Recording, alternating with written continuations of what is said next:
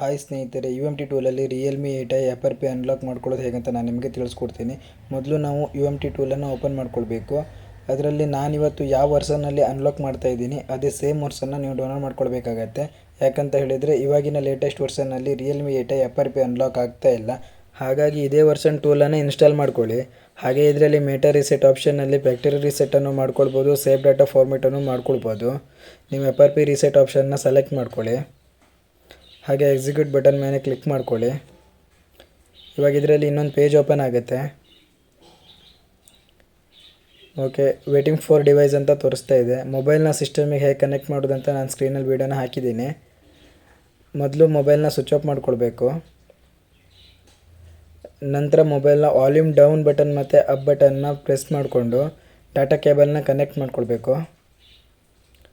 Okay, mobile ಸಿಸ್ಟಮಿಗೆ connect ಆಗಿದೆ. Waiting ಇಲ್ಲಿದೆ. Okay, connect ಆಯಿತು. ಫ್ಲ್ಯಾಶ್ ಕಂಟಿನ್ಯೂ ಆಗಿದೆ.